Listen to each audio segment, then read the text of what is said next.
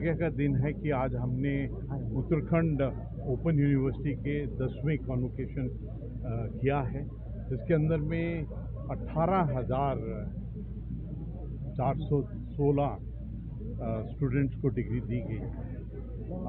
उनमें से 36 को गोल्ड मेडल और 4 को PhD दिया गया। ये एक बहुत सुंदर साधन है, ये ओपन और डिस्टेंस लर्निंग का।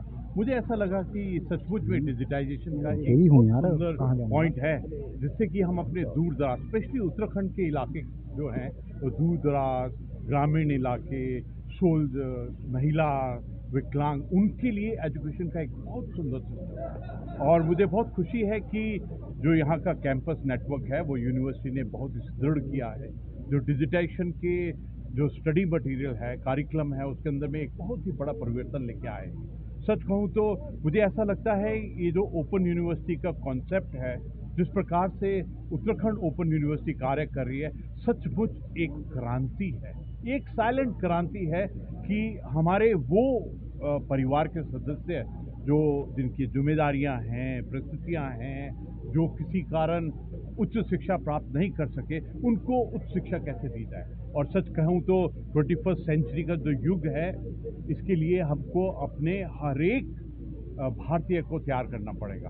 आज हमने कुछ एक संकल्प लिए हैं कि किस प्रकार 2047 क्या जो हमारे पूरे राष्ट्ररूपी परिवार है, जो हमारे लक्ष्य हैं, उसको कैसे प्राप्त करें। उसको प्राप्त करने का एक ही तरीका है कि हम अपनी एजुकेशन के अंदर में विस्तार करें।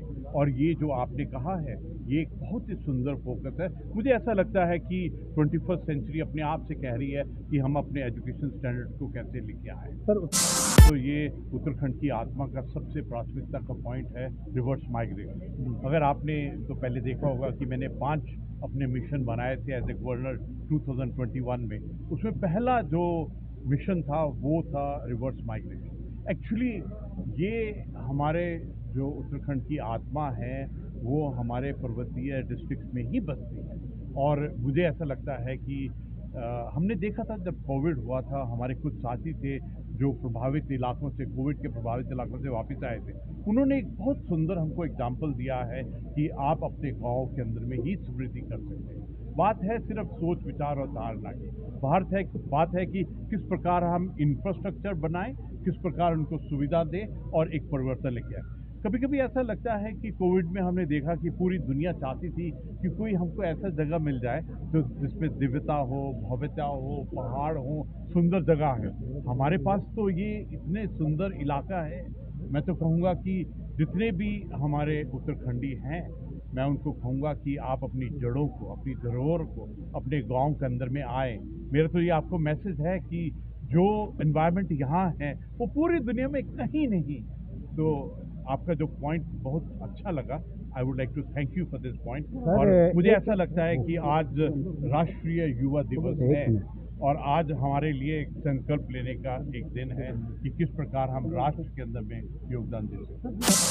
सबसे बड़ी प्रॉब्लम है कि जो डिस्टेंट जगह में हैं, जो पहाड़ के इलाके में है, जो गांव में है, जो लाइन के अंदर में मतलब पंक्ति के आखिर में खड़ा है, उसकी हम मदद कैसे करें एजुकेशन के क्षेत्र में। मुझे ऐसा लगता है ये जो ओपन और डिस्टेंस लर्निंग है, ये एक सबसे सुंदर तरीका है। इसके अंदर में फ्लेक्सिबिलिटी है, इसके अंदर में चांस है। और आपने जो सवाल किया है उसका एक ही आंसर है कि हम उनको ओपन और डिस्टेंस लर्निंग के अंदर में कैसे जोड़ें। नमस्कार। Thank you.